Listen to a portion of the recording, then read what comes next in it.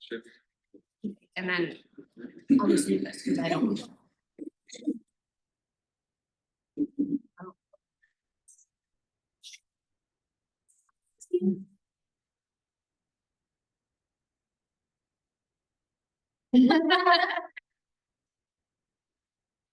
Hi, everybody. My name is Tina Stoika. Thank you so much for being here and for supporting Hang On Health.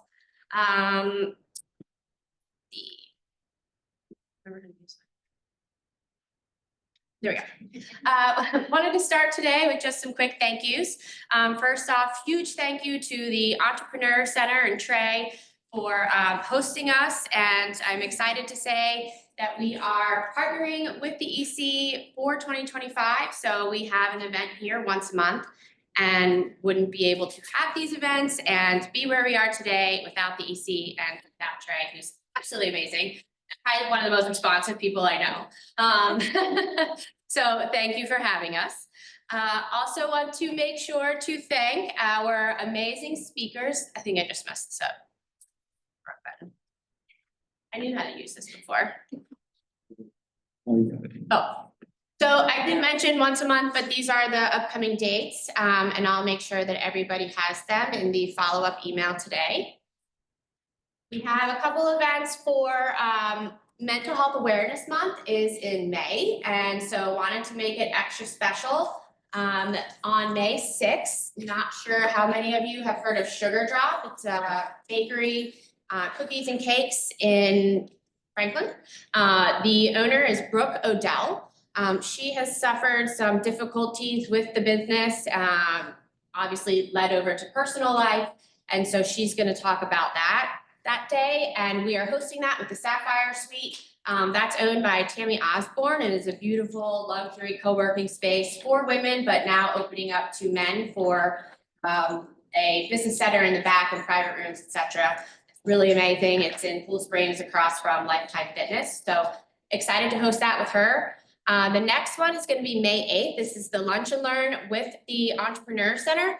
And we have Johnny Anderson, who is big in the tech space, recently sold his business and did really well. And now he is an advisor to the EC and is also a podcast host. One of his big things that he's dealt with his whole life is imposter syndrome.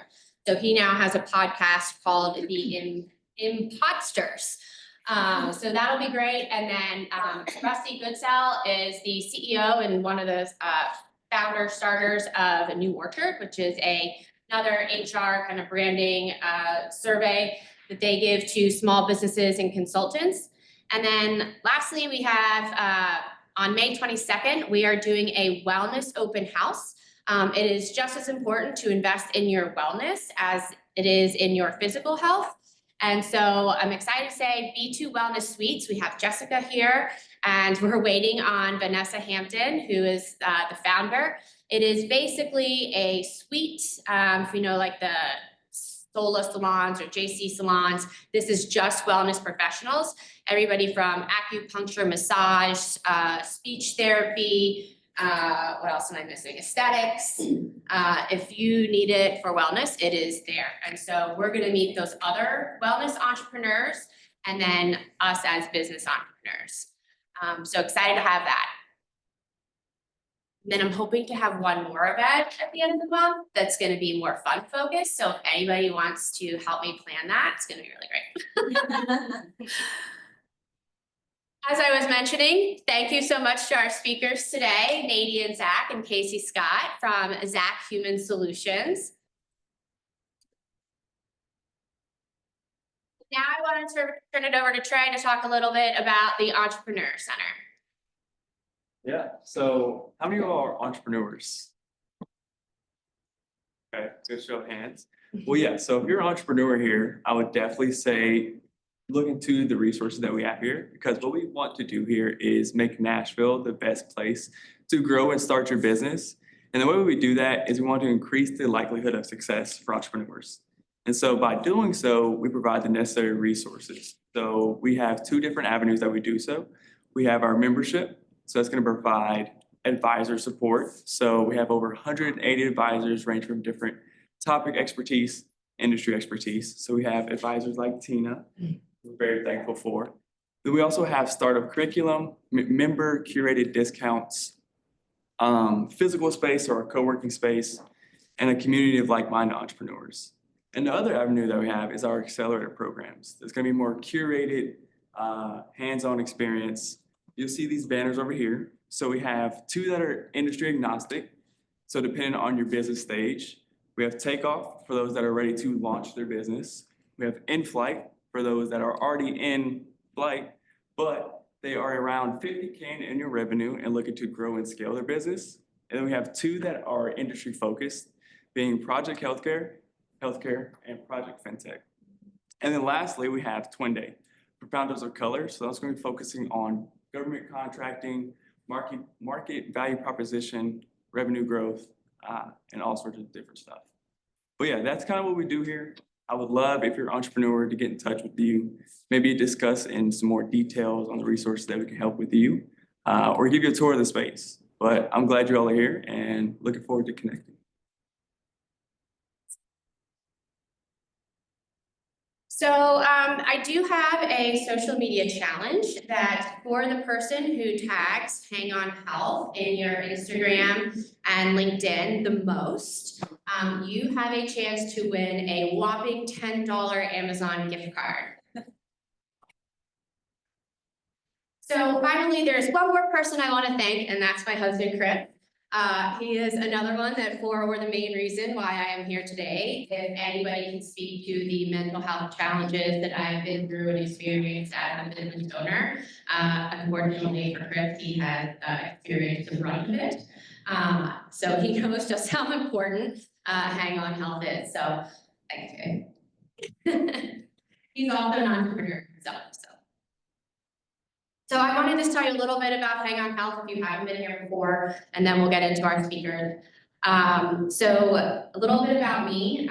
This is actually my third startup, if you will. I wanted to open a country music venue in Washington, D.C. That was my first passion, and I thought that was my life's calling, and then COVID hit, and there that went.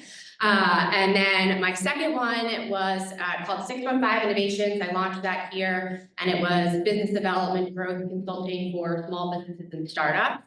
That was the time when I had I kind of call it my own terrible awful. I was going really well. About 9 months in, I had a really big client. For her, I was serving as a fractional CMO. I had 6 contractors on retainer, 2 employees, and got her up to about a $30,000 a month retainer. And then in July of 2021, she just left. And I have to this day no idea where she went. I wasn't able to take any legal action. She didn't respond to any of my lawyer's outreach. No lawyer would take it to small claims court. And then I pulled a background check, and it turned out that she was a fugitive and had multiple theft of services against her and owned nothing. I got her into the Entrepreneur Center right here, the cafe here, and she also blackballed on her employees here. So basically ran her company to the ground and then vanished. So for me, I came from a very successful background in DC, in the state and local lobbying space. I was a partner in a multi-million-dollar lobbying firm. Moved to Nashville, bought a brand new house in East Nashville, and so for something like that to happen to me as an independent woman and successful, that was really the loss of identity. I went through the 7 grieving stages, turned into depression, and then suicidal depression, and then a year later, I was diagnosed with having bipolar 2, and then I've had ADHD my whole life. I also recently learned through all of my research that perfectionism is an actual thing. And I certainly have that, which made everything a lot worse. So that's a little bit about my story and why I started Hang On Health. When I started telling people my story, telling people how I felt, and what happened to me in my business, I thought there's no way that other entrepreneurs aren't feeling this, that they don't feel alone, whether it's depression or not wanting to be here or the struggles behind the scenes. And so, like I said, when I started telling people, they really opened up and started sharing with me. And so that's when I realized that this is something that we can help each other as long as we're open and vulnerable. So kind of as I just mentioned, the 3 challenges that we as entrepreneurs face: isolation, constantly feeling alone, that you're the only one that has these issues, both with the business and mentally, uninformed.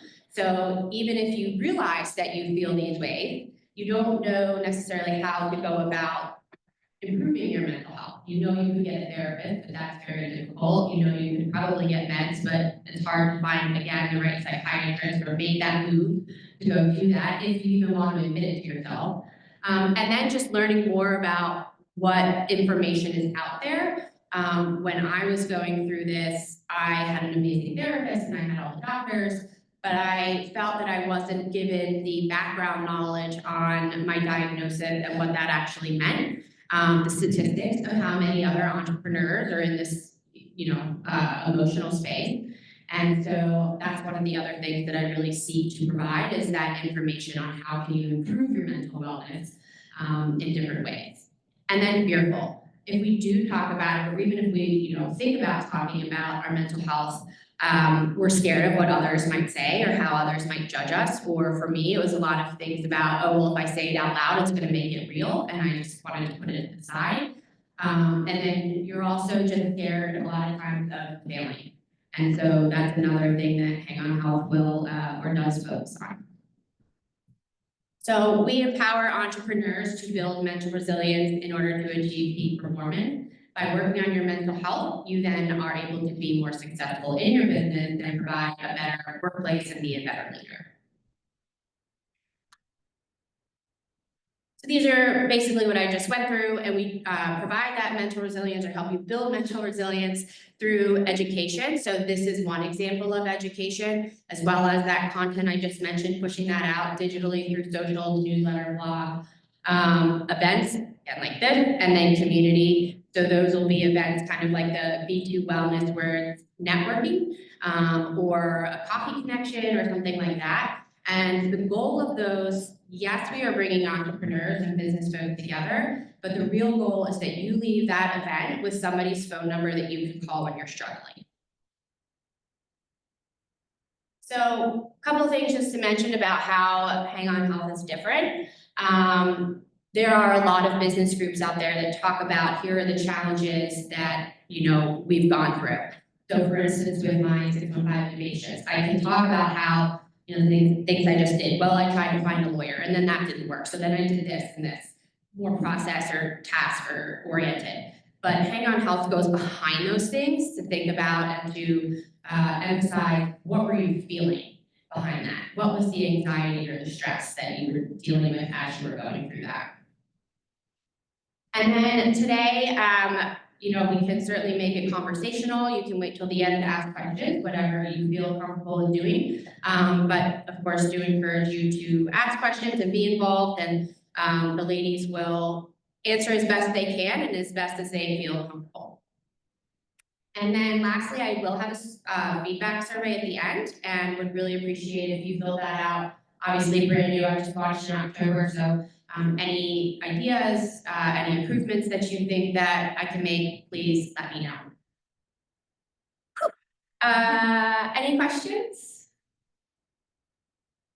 Okay, well, I'm going to turn it over to you two. I prefer for the individuals to talk about their bio instead of me reading it off. So, Nadian, I'm going to start with you.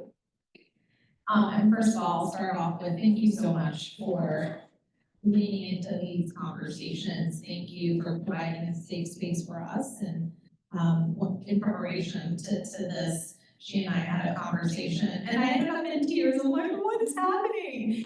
So just thank you so much for providing the safe space and leading into this much needed conversation and topic. So a little bit about me. So I'm Nadian, like Canadian. I founded Zak Human Solutions along with Kacie about 3 years ago. So I call myself a recovering corporate executive. So I have been doing HR work for going on almost 20 years. I know I don't look it, yes, almost 20 years. I started in my career as a recruiter in manufacturing. I would describe my career in like fast-paced turnarounds, high growth, anything ranging from startups all the way through Fortune 500 companies and anything in between. You name it, I've been a part of it. So I feel very fortunate that I've seen a lot of just growth, not just personal growth for me, but at companies. And so Kacie and I wanted to make more of an impact for much more companies rather than staying at one company and making an impact there. We wanted to have that impact at scale. So hence, this is how Zak Human Solutions was born. We're a fractional outsourced HR firm, and we partner with small to medium-sized businesses for all of their HR needs. My name is Kacie Scott, and similar to Nadian, a very successful journey in corporate America. I have a little over a decade of experience in human resources. My focus and really my expertise lies in recruiting and talent management. I started out in manufacturing and warehousing, graduated to third-party logistics, graduated to healthcare, so a lot of different industries. I'm really excited to be here. Throughout my not only career, but just motherhood journey, have dealt with anxiety since I was a small child. So this conversation and what Tina is doing just really means a lot to me personally. So I realized as I was getting all of this together that I named the session the journey of failure and fierce pursuit, but the failure part is actually not really what we're talking about. We all make mistakes in our businesses, but this is much more about handling or knowing your purpose, handling tragedy as you launch a business and how that impacts you, of course, professionally and personally. So just wanted to clarify that. All right, first question. Get my fun little note cards. Okay. So Nadian, you said that before you started Zak Human Solutions, you had this calling for like 7 or 8 years to be an entrepreneur. So where did that come from, and what drove you to start this passion? Yeah, so a couple of things drove me to that. So before I launched in 2022 with Kacie, it was an internal like calling that I had. Like, you have to start a business. You have to start a business. Like, just I feel like I was born to be an entrepreneur. I'll be honest, I never had the guts to, because I had the golden handcuffs, and I technically made it at the C level. I had stake equity in a company. I had this wonderful team, and I'm like, why should you like no? Like, let me just ignore that calling within, until that calling within got just way too loud. Then I'm like, okay, I need to follow this. Let me dip my toe into entrepreneurship. And so we started in the gig space. So we put our resumes on, what was the website that we put it on? Upwork. On Upwork. So it's like a gig website. And immediately I got the call from a local entrepreneur, hey, you're exactly what I'm looking for. Can you help us with our HR stuff? And so, I mean, I think for me, just leaning into these like signals and these signs, like, okay, like, maybe I don't have to go from 0 to 100 into entrepreneurship. Maybe I can like dip my toe in first. And that's exactly what happened. So that was the smart way of doing it. I did not do that. You thought for 7 years. I probably thought for 7 days. I am a risk taker and don't think about the consequences. Probably why I'm here today. But hopefully that worked out for everybody else. Did you have any entrepreneurs in your family? Not entrepreneurs, I mean, so my parents, my sisters are here, so we are immigrants to this country, third world country, so Nicaragua and Central America. My parents, just by nature, I would say, in particular, my dad is just, I mean, his motto is like, I'm gonna do what I need to do, right, to survive. And so I think a lot of like my entrepreneurship comes from him. I mean, if you ask him, you know, a poor kid from a third world country, he's been an entrepreneur since he was 5 years old, out of necessity. And that's kind of like the mindset that's been like instilled, like own your stuff and like, there's nothing you can't achieve, with if you work hard for it. So I would say indirectly, it was more of a mindset. So that was where you got the driven and determination Totally. and seeing him work so hard. Yep. Did you ever see him kind of struggle mentally or like with anxiety, or how did that play out? I would say, you know, different generation and different times. So really, I would say for starters in the Hispanic culture, we really don't talk about mental health, anxiety, and if anything, it's more of like, what do you mean you're anxious? Snap out of it, right? It's just like not something even today that's really spoken about in my culture. So I saw my dad struggle with, I wouldn't say anxiety as much, but different, probably unhealthy coping mechanisms, such as alcohol, such as, you know, just different things that, and that's the way he coped with it. Versus like, I mean, I can't tell you my dad's an anxious person, that's just, but I would say like in retrospect, there were signs, you know, all of them. So when you were in the corporate world, you were working 60, 70 hours a week, at startups as well. You may not have been the founder of those, but you're there at ground level, and obviously they can't grow without you. So how did that feel? How was that, you know, I guess handling the anxiety, the stress, and the overwhelm of growing something so quickly?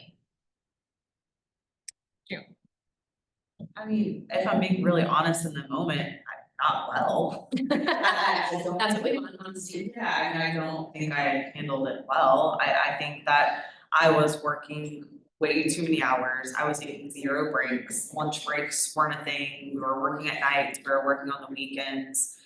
I don't think that I did very many things in that moment well, but I do think I learned a lot about what not to do that I do better now, in my reality of today, if that makes sense.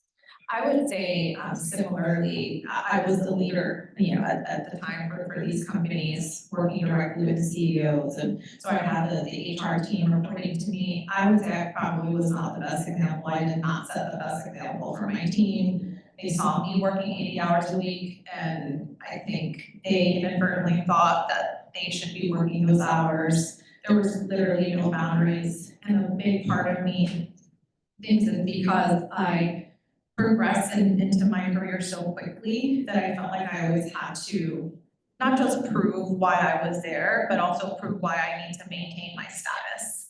So I had to, in order for me to do that, I'm like, I have to just like work harder than anyone else and work longer than anyone else at the risk of me. But this is how I stay.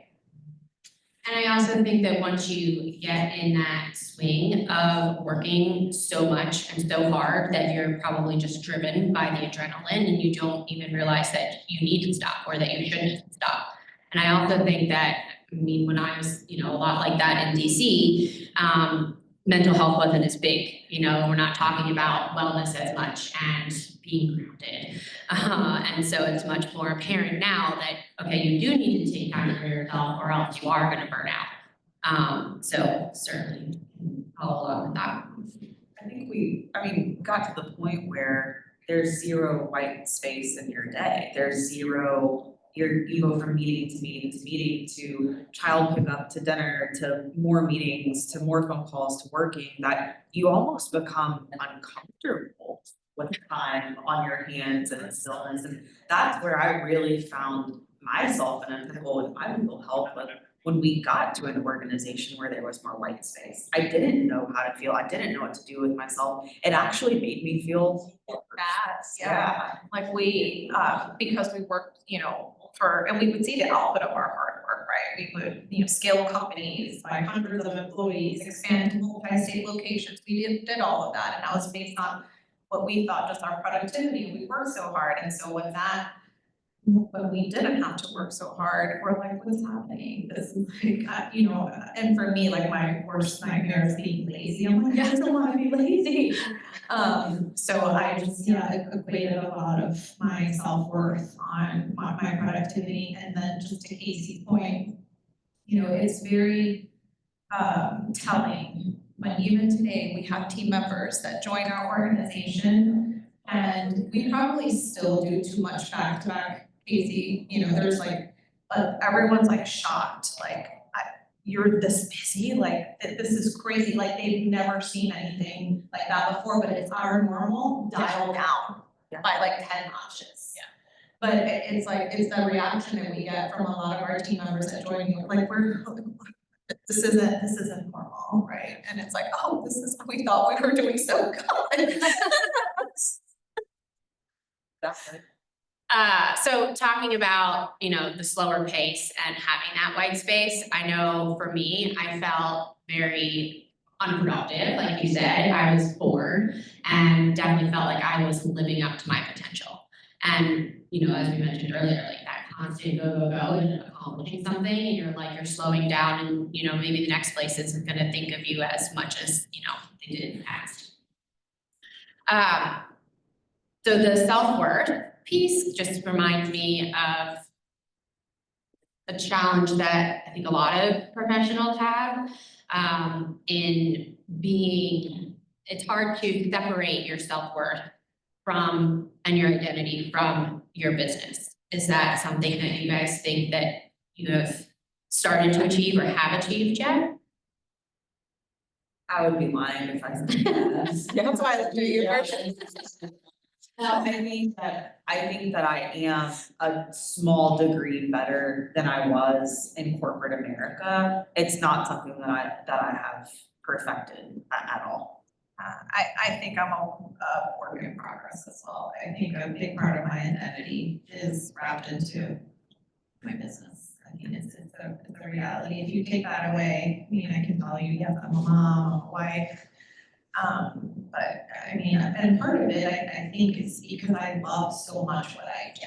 It fulfills me. It's purposeful work, it's impact-based work. So I think there's a part of like that that's probably healthy.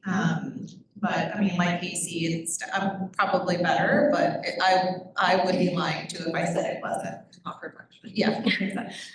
Well, when you put it that way about being, you know, working in your passion and purposeful, I think that's something to not be ashamed of when we're supposed to be ashamed that our identity is wrapped up in business. Is there anybody that has been able to separate their work identity from who they are? I will literally give you my mind. That's how you show us how to do it. You can take over. You can have another Amazon gift card. Yeah, I think it starts from very early, right? But even before you start your career and knowing kind of who you are outside of what you do. And it's a tough place to get to. The pitfall there is sometimes that you don't care enough about what you're doing. And so, you know, you lose a client and you go, yeah, no big deal. You gain a client and you go, yeah, no big deal. And it dilutes the passion that is really kind of required for any level of success. Kacie, what happens when we lose our main client? I don't think I've said the words no big deal since like 1995. I was gonna say, it's not for joy. That's very fair, and I appreciate the honesty. Don't work. Negative side to getting to them.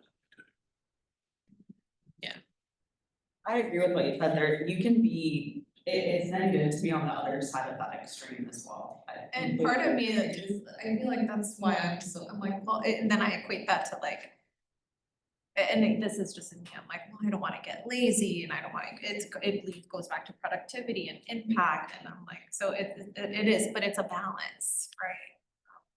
So. Which we never had. Also something that's a work in progress. Okay, so let's move to the deeply personal impact side. Why don't you tell your story, and then for both of you, and then we can ask questions. So So within a couple of months of us starting Zak Human Solutions, we had a tragedy in my family that really rocked my world to my core. That did two things to me. It, in a sense, gave me more steam to pursue my calling, my purpose into entrepreneurship with the mindset of like, what's the worst that can happen here? Because we have genuinely been through that. So it gave me the gift of perspective. And, you know, we just joked a bit on, hey, we cry when we lose a client and we shout for joy when we gain one. At the end of the day, like, sure, we may do those things, but nothing compares to like, and it almost is we'll be okay. So, to me, that whole, nightmare that, frankly, I think I still deal with daily, is just it's very grounding on what really matters here. And then probably about a year and a half into our journey, I mean, we had really picked up steam. We were starting to hire a team. We were really growing. I then dealt with a very personal tragedy, a loss that not only affected me, but affected my children very, very personally. And while it was tragic and I would never, ever wish for that to happen again, it was a very painful time. It really caused me to slow down in the best way possible. My children really, really needed me. It also taught me who really actually cared about me and who actually really didn't, to be quite honest with you. We had clients who knew I was headed to a funeral and were wanting to know where their 401k reports were and wanted me to send them. And then there were also the clients who didn't really talk to me for 2 weeks and then invited me out for lunch and asked me about me for 2 hours instead of work for 2 hours. I learned a lot about who was really there for us and who really were our cheerleaders. And it taught me a lot about and really kind of shaped the healthier habits that I have today with work and with my family of when I am on, I'm 110% on. Like when I'm here this morning, I'm here with all of me. But when I'm home and I'm with my kids and it's Saturday, I'm off. That really tragic event really shook me into this new principle of when I'm on, and when I'm off. And that is something that I've come a really long way with personally. Thank you for sharing. So you touched upon the clients that some respected your boundaries and others didn't. So in the workplace, how did you manage those personal experiences with either your employees, or I guess I should say employees and clients?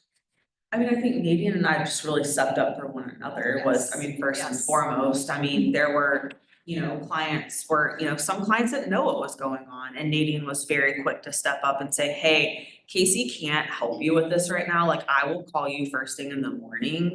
Or, hey, this is gonna have to wait until Monday, Kacie's out of town, or just internally shuffling around and vice versa was the first way that we handled that. Did they knew it was because of this personal experience that happened, right? Yeah. So you communicated to them and then said, here's the new plan and here's how we're gonna work around it. Right, or didn't have the opportunity to communicate or guide them, but because we were busy in the trenches of, dealing with with the tragedy in our families or in the thick of it, we would communicate with the client and let them know, like very respectfully, what happened. So we would almost like be each other's mouthpieces in each other's absences. So I think there's two things there. First, that you both have that special relationship as friends and as co-founders, that you are able to pick up on that support for each other and to be there for each other. Because I'm sure there are a lot of relationships and founders or co-founders that, you know, don't get along. I mean, I'll be honest, like, I'm not sure how the business would have survived in the middle of my tragedy without you. And really same for me, I mean, I was there, but there were a lot of times where kind of the lights were on and no one was home. And there were a lot that kind of had to be picked up without really Nadian even really saying anything. And it was, well, once again, the lights were on and no one's home, and Nadian ran with it and took care of things that really weren't her responsibility to make life easier for me for a few minutes.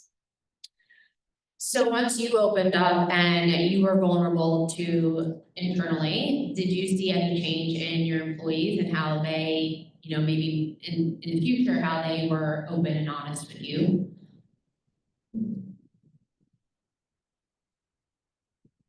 I think we're both pretty vulnerable leaders. I don't think that there's not a lot that we really keep super internal. I think that's just how we've always been. So I think that I think we have really strong communication. I think that our team members feel pretty vulnerable. It probably doubled down on that though.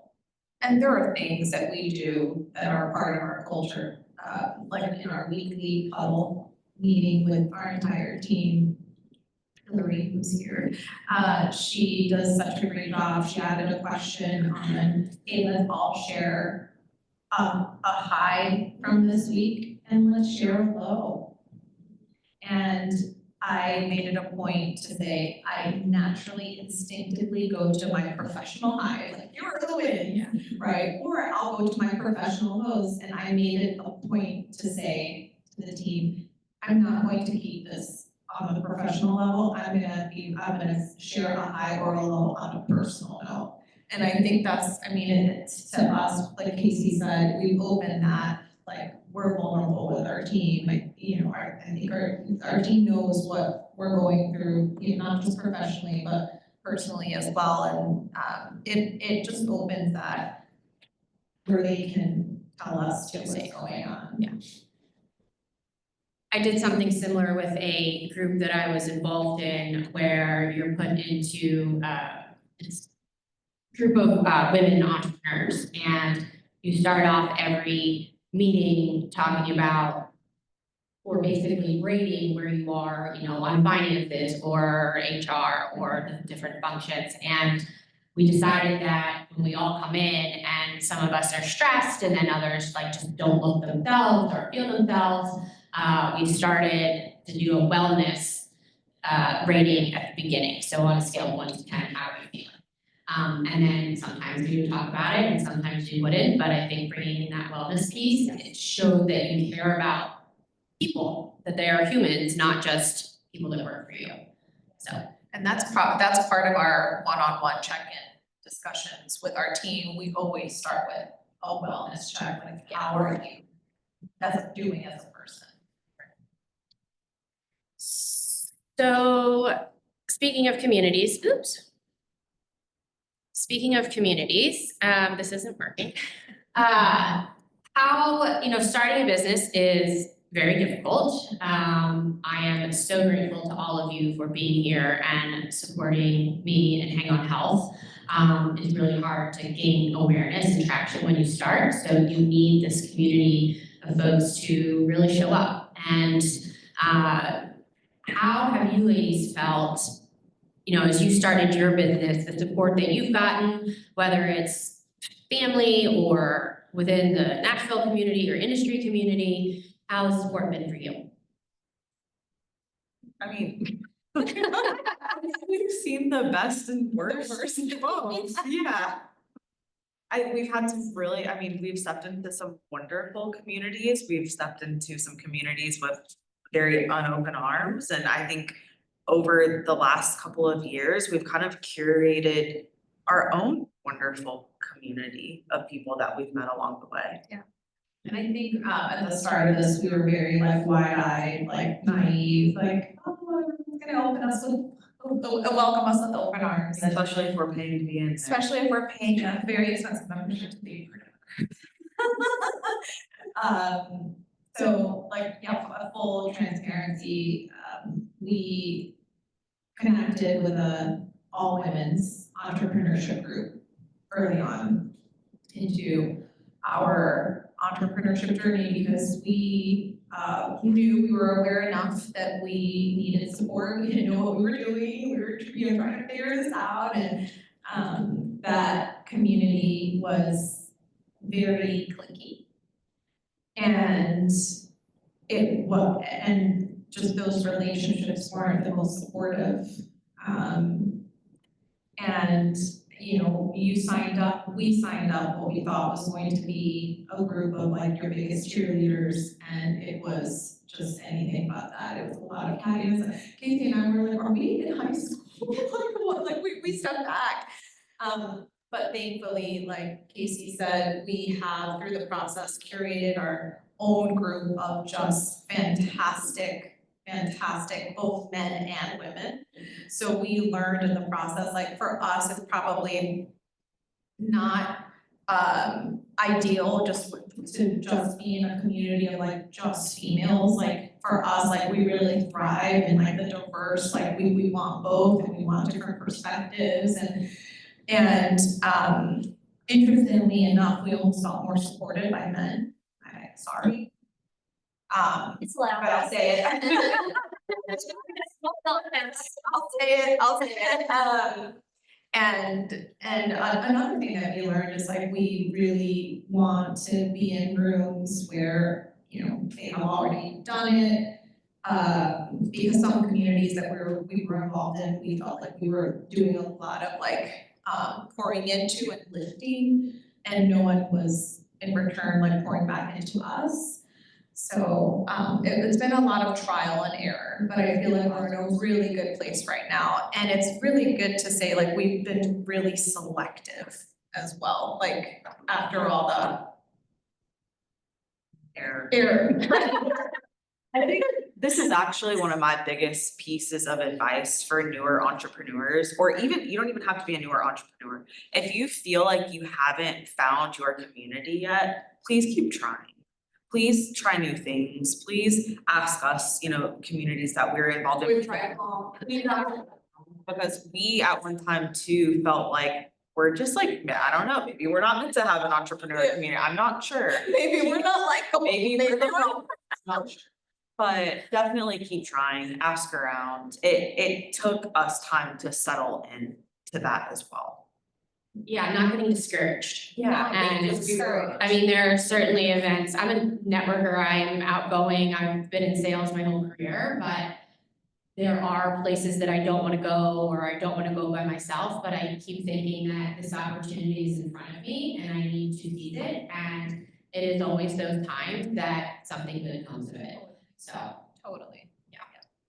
So, we can all imagine how you felt with this unsupportive community. Did you ever doubt yourself? Did you start to feel insecure? And if you did, how did you handle that? I was gonna say, maybe your answer is gonna be different. I think it is. It fired me up. I'm like, challenge, effing Got angry. accepted. We were told, a direct quote, if I see you guys through the other side of this, I will say I am effing sorry. By the lead person that essentially had kicked us out of this women's community. And it Took it on. I think we're waiting. I'm like, no, for me, but that fuels me, but I'm a different person, so I don't know what you were. But I think that's the way it should be, right? You're like not supposed to get sad at it. You're just supposed to Like, turn around and get after it. Bring it on, yep. Let it come you. I'm so upset. I was sad. I mean, we would have said money and time and resources, and I definitely cried. I got fired up in the moment. Yeah. I was was sad. I'm not gonna sugarcoat it. No, I yeah. didn't go in boxing gloves. I was upset. Yeah. I was like, Did you get kicked out of a group? Is that what you're saying? You got kicked out or you just voluntarily left? we voluntarily voluntarily left, left. but it was like it was Voluntary. yeah, Yeah. It was like I don't think anyone would be upset if moment. Yeah, and this was, ironically enough, we had won the biggest award of the year through this organization for the fastest growing company in the year, so it was like the most coveted award and like we were like the poster children for this organization, and then things went south for various reasons, but yeah, so. So to that, in the moments when everything feels out of control, what's the narrative that you tell yourself? When things feel out of control, when I feel failure, when I have the imposter syndrome come in, I always remind myself of the wins and where we've been, where we've come from, the accomplishments I've had personally, the accomplishment we've had as a team. I ground myself in the success that we've had. You do so well with that. She does a really good job reminding me because I'm on to the next thing and she's like, Nadian, chill, we've had 110% growth from like last month. The way I ground myself is through Jesus. I'm a very spiritual person. My spirituality, my faith is everything to me. And I just remember I ground myself on his promises that he has a greater plan and a greater purpose for me and my prosperity, and I have nothing to worry about. And every lost client, it's just a redirection for a bigger plan, and I stay faithful. Amen. So I asked Kacie this. I am trying to go through a spiritual journey. I grew up Catholic and then stopped going to church for a while. And then as all of these things were happening to me, I felt like I was doing all of the right things, and I had my therapist and the medication, and I'm working out and I'm trying to eat right, but I wasn't accepting where I am, and I still don't accept where I am. So I thought, well, maybe if I have a better relationship with God, I can start to understand his story and learn to be more patient and accepting. So I am coming into this after the fact. So did your faith start? You said yes, but did your faith start before everything happened, that you maybe grew up this way, or? I did grow up in a religious household. I've always been a believer. I've always frequented church, but I do think over the past 3 years, I have grown closer to God. I think it's a product of my environment. I've worked in corporate environments where it's not talked about. It's almost not frowned upon, but just I felt Non-existent. yeah, non-existent. I felt the 1%. I do, and I'm very, very thankful. My relationship with God has grown very much deeper over the past 3 years in this experience. Yeah, sometimes I wonder how entrepreneurs do it if they don't have their faith, it's, I don't know, it would be really difficult, because all entrepreneurship is you're walking in faith, literally, like every day. Like, what are you holding on to? For me, I didn't grow up in a religious household. I am a born again Christian, early 20s. But I would say I've always believed in God. I've always loved God. I would say, similar to Kacie, since the start of our business, there's so much risk that goes on every day. There's so much on your shoulders. There's my relationship with God it is a must. It is a necessity. It is like oxygen at this point. And I'm not sure if it would be like that if it wasn't for our entrepreneurship journey. I agree, because we were in The this, security of us, the false security of being in a corporate environment and, you know, a steady paycheck. So I think this has definitely grown my relationship with Jesus. I never thought of it that way. So then 2 more questions, and then we'll turn it over to you all. So how have you used faith within your business? Have you implemented it in any way?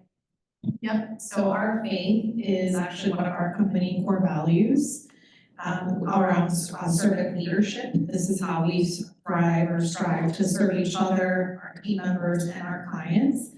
There was a pivotal moment in our, maybe this happened, a year ago, when we started crystallizing our company core values, where we're like, okay, knowing Kacie and Nadian is knowing that what we believe in, and we're not trying to push anything on people, but we thought that what HR company makes a bold enough statement to say, hey, this is like what we believe in. So we did add that to our company core values. It's on our website. It's how we recognize our team. It's how we performance manage our team. It's one of the 5 servant leadership. And that's something we made that decision and have never regretted it, and we very proudly stand by that. What does the performance management piece look like? So on the performance management piece, there's a section around displaying company core values, and that's essentially how we work. And so, and never penetrated with against the company core values. And have your employees and partners, contractors felt comfortable with that? yes, they have to, it was a big decision. It's not something, we didn't wake up on a Monday morning and say, hey, we're going to do this 5 minutes, done. It was a lot. It was, what are our employees going to think? We have some rock star A+ players on our team. What are they gonna think? Is this going to be a turn off to them? And they aren't Christian. Yeah. Exactly. We know some of our employees are not Christian. Is this going to turn them off? Are we going to lose these employees? I don't know where all of our clients stand from a faith perspective. Is this going to scare some of them off? We even went into the conversations of future clients that we don't even know yet, and like our sales pipeline. Is this going to dry our sales pipeline up? And at the end of the day, we're like, we don't care. This is who we are. This is what we're going to do. And we have had zero negative ramifications, only positive ones. Only positives. When candidates interview with us, we always hear like, gosh, like my values align so much with yours. Thank you so much for putting this on your website. So it's been very, very positive. Are there negatives? Probably not. We just haven't heard that. Maybe there's not. But maybe they're filtered out through the process, right? Which was kind of the point of it too. Yeah. But I think for our team members that aren't, Christian, they're accepting because we're accepting of them. This isn't about pushing our agenda. Exactly. On anyone. Well, I think when you frame it as servant leadership, it's a little bit more subtle, and it's something that whether you're religious or not, you hope that people would act. Okay, one more question. Self-care as entrepreneurs, how do you do that? And how often? Mine is funny. Mine. I live in Mount Juliet. There's this little reflexology place by my house. A what? A reflexology? Reflexology. Okay. Almost every Friday, it's like my signal that it's the weekend. I get this little 20-minute reflexology massage. It's like my brain signal, it's the weekend, we're shutting down, we're going into off mode. I love Casey's it. like, I'm off to get chair massage. I'm like, you go get that chair massage. Or Nadian, we'll talk after the chair massage, and I'm like, sorry, I've already had my chair massage. I can't do this. I like it, boundaries. Yeah. For me, so my self-care routine, I feel like I do a lot of that on a day-to-day, like it's embedded in my daily. So in the morning, I usually wake up with crack it on. I am meditating. What's crack it on? 5:15. I am meditating. How do you go to bed? Journaling. 10-ish. I know that's not. That's good. But it's important to me to like wake up before the kids are up. It's important for me to have that alone time. So I journal, I read my Bible, I pray, and I try to go outside to get the sunrise light into my eyes. So maybe that's 10-15 minutes, and I do that every single morning. At nighttime, it's like this whole routine, you guys. So, Not mine. no, literally, I mean, I do the red light, my husband knows, I think my self-care routine at night is what, 90 Staring at me for some reason. Like my self, and I'm Donating. unapologetically like 90 minutes, like to myself, like, and it's like, so we invested in an infrared sauna. And I'm in there without a phone, and I'm just like sweating, and life is good, and it's like, and then I do like the cool shower, and then I do my red mask, and then it's like this whole thing. Anyway, but I like it because, I mean, obviously the boys are there, and but they see mom is taking care of herself. Mom is taking care of herself, and to me, I mean, that's really, really important. So yeah, I have a whole routine. I'm a little bit of a diva now.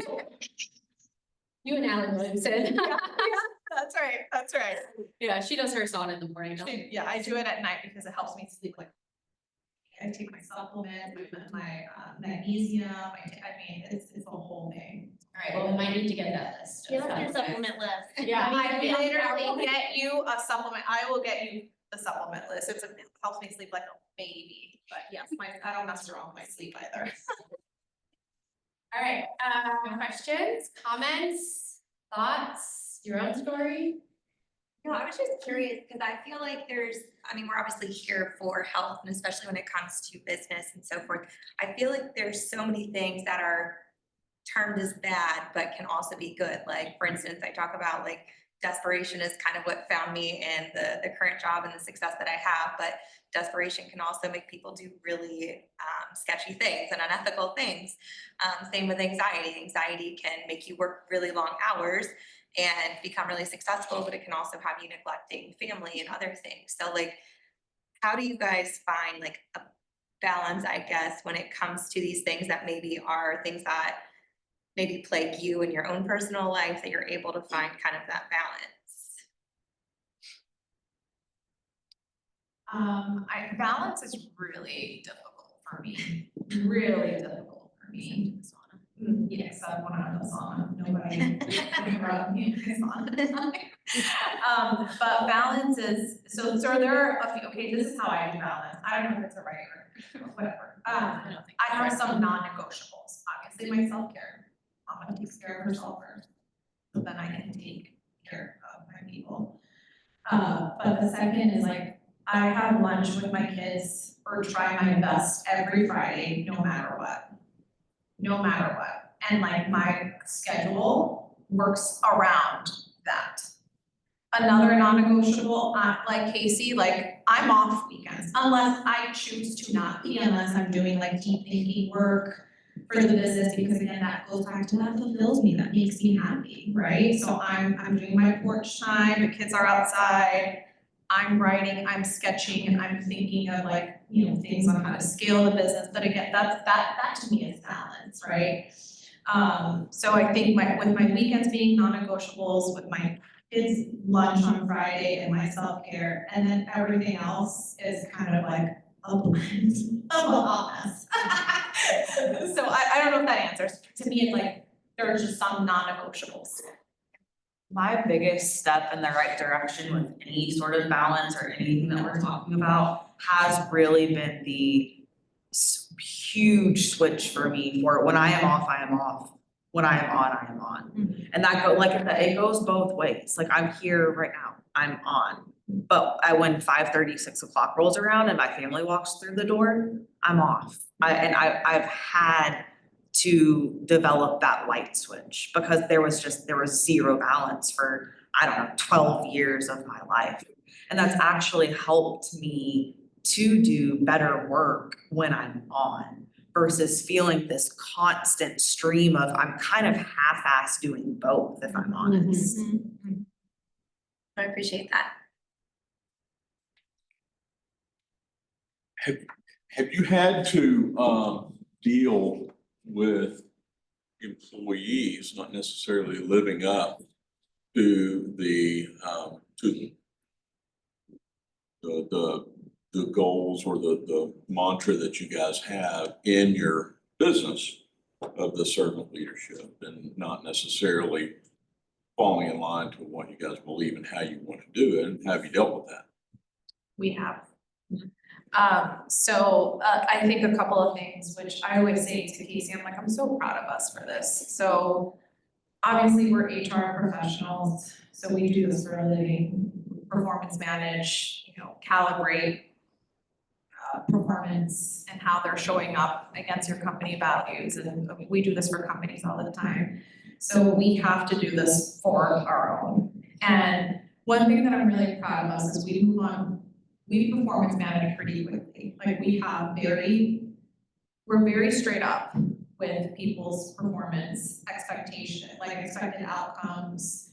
We give real-time feedback or to the best of my ability, like I try to, and sometimes I'm not perfect, I won't, sometimes I'm too busy and, but we've had, situations where yes, we've had to and we move pretty quickly so that things don't bubble.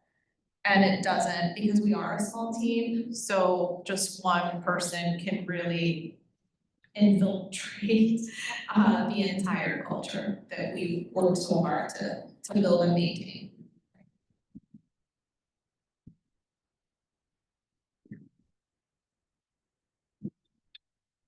All right. Well, Nadian, Kacie, thank you so much for being here and even more so for being so vulnerable and honest. I know we all appreciated it and gave us some motivation and ideas to take home. So thank you so much. Thank you for having us. Thank you.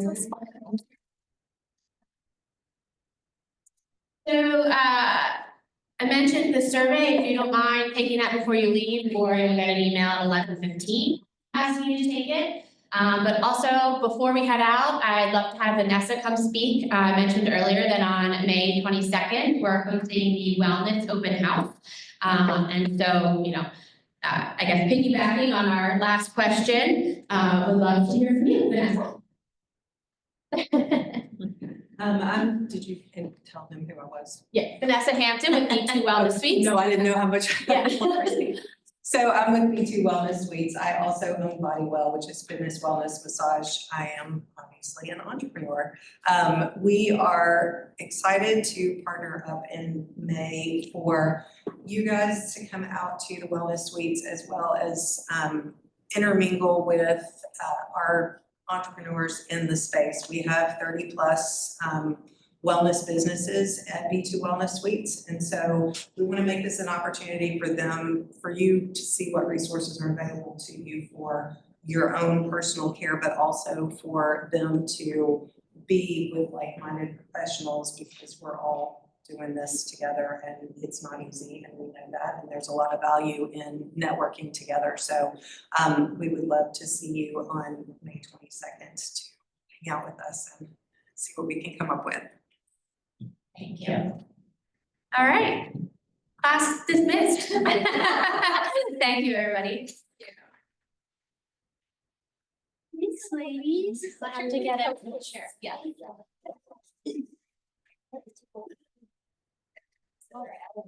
Girl, every time I wake up, I hear, why is your voice I can tell when I wake up and You're not fair. You gotta do mouth. You gotta do it.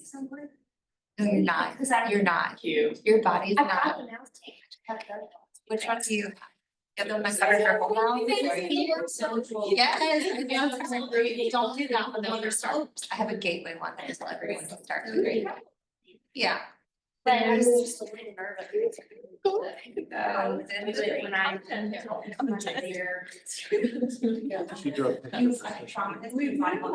so that one, it's really good, what I call the gateway one. But I'm like, no, what I say is the gateway. not filling it Because then, like, one, you can like leave it open a little bit more even, like you get your mouth.